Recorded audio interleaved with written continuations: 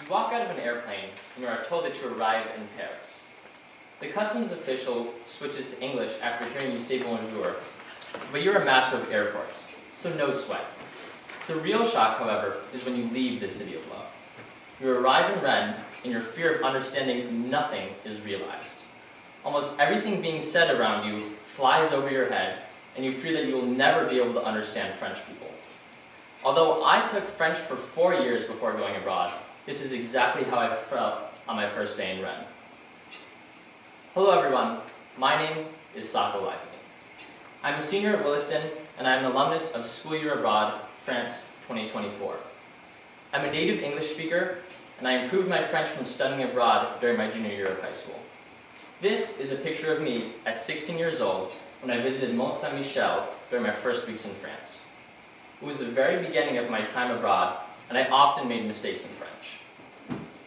Today, I will be telling you about Faux, Français, my French podcast. Each episode is an interview in French that explores the blunders and breakthroughs of speaking French abroad, or languages abroad.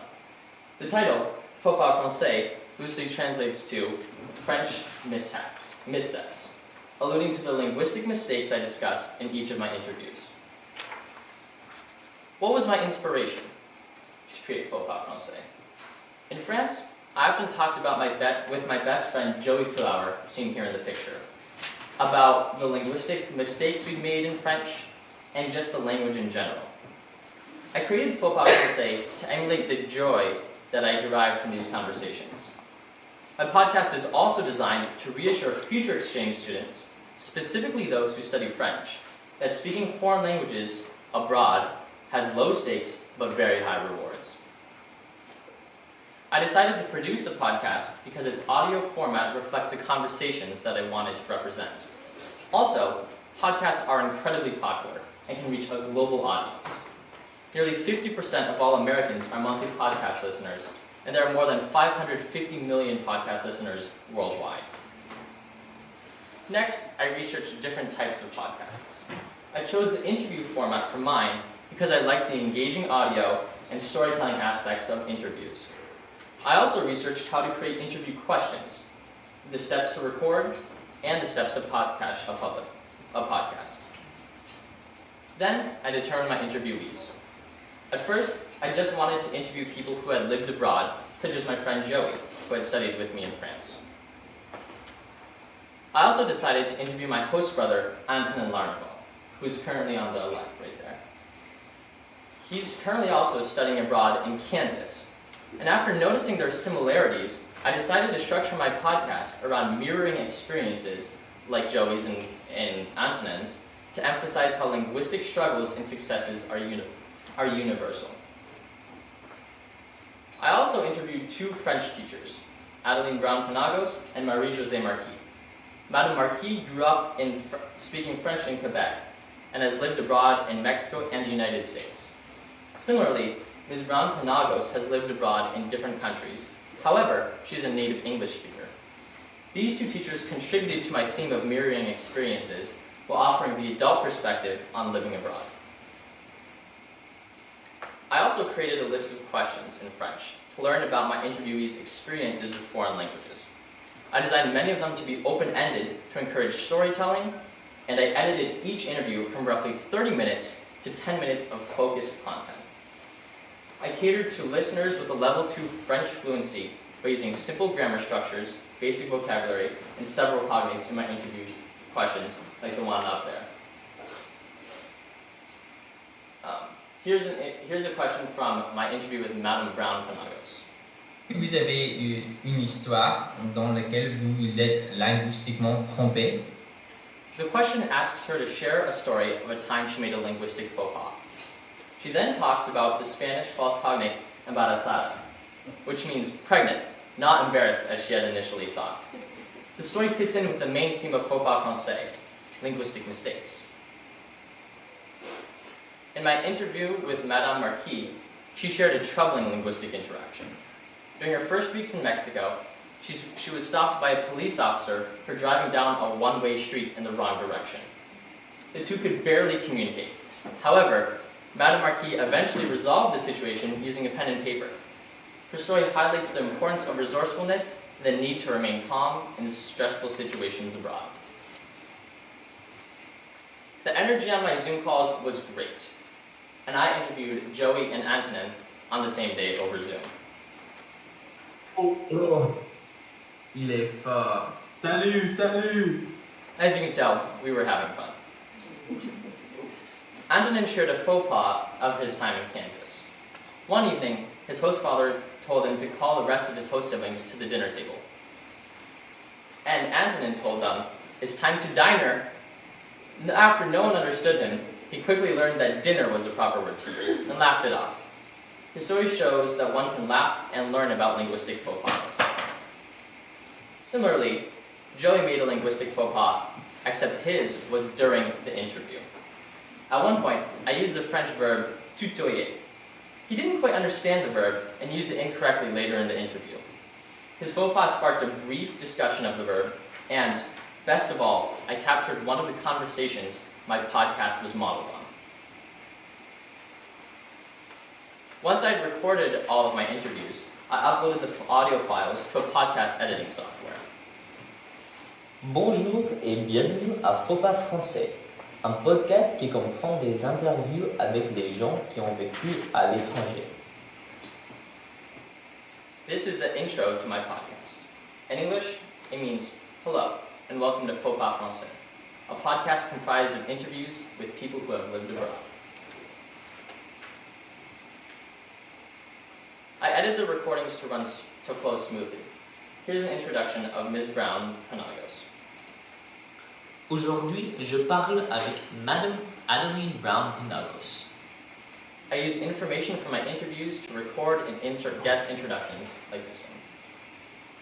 Finally, I created a complimentary opening and closing jingles for my episodes. Here's the opening one.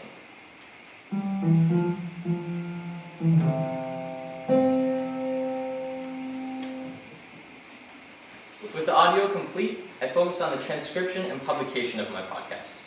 Transcripts are critical because they allow French learners to better understand my podcast by reading along.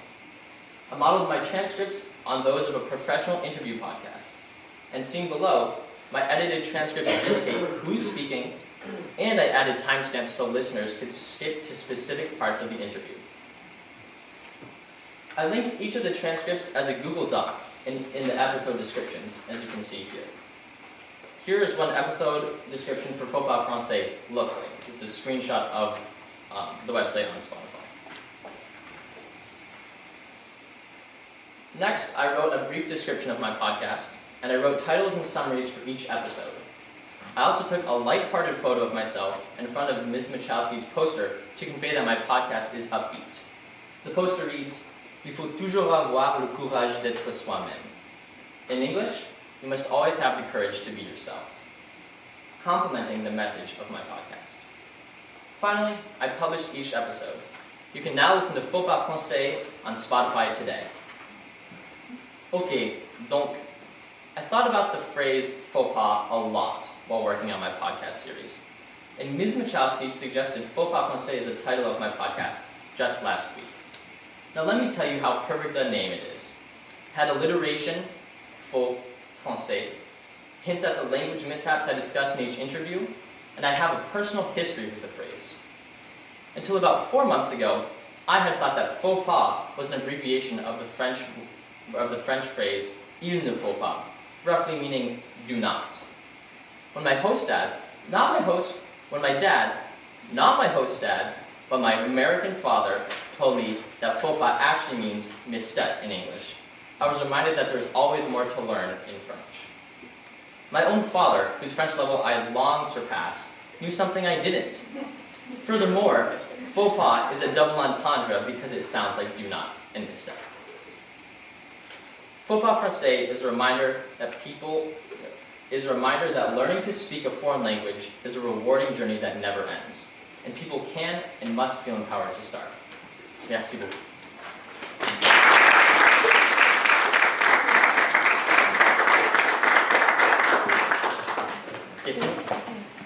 And you can actually listen, it's on my phone right now. I've been running to it actually. It's pretty great. Questions for Yeah. Sako?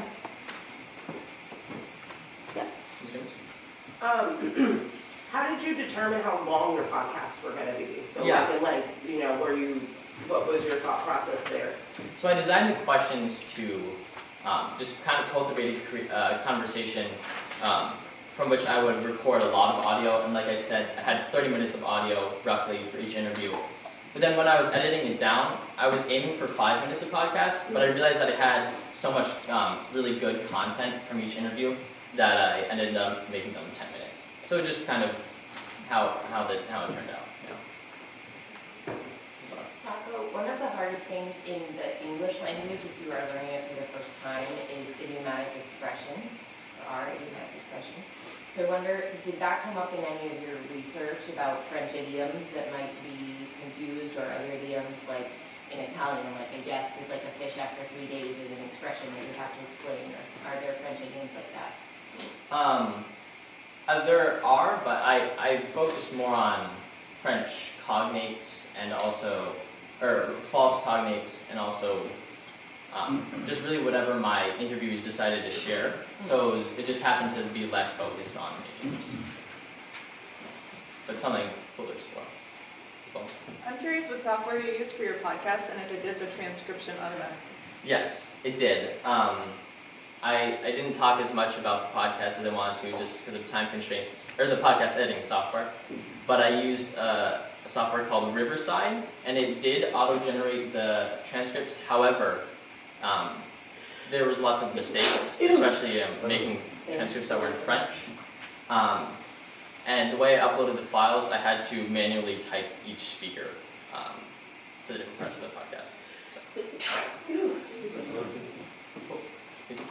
Was your friend and your host brother excited to be interviewed, or were they reluctant at first? No, they were excited. I mean, we're pretty close. I'm pretty close with both of them, so they were like, yeah, absolutely. Yeah. Are you going to keep going? Am I going to keep going? I'm tempted to.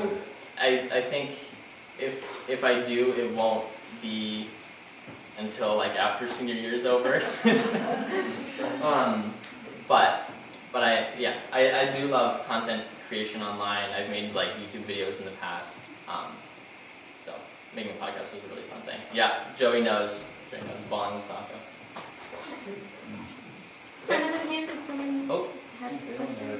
I was gonna say, like, how did you decide, like, who you would interview and how many people you would? Once I decided to do the mirroring perspectives kind of dynamic and structure of my podcast, I wanted to do an even number of interviews. So for each interview, there could be an opposite interview. And then when we were discussing the scope of my project, initially I wanted to actually have 5 interviews because we thought that would be an appropriate amount of work for the trimester-long course. But I ended up doing 4 because the amount of work required to record all 4 of them still fit the requirements for the course, and I also knew 4 people that I wanted to interview. So we can come back to more questions at the end. Thank you again, Sako.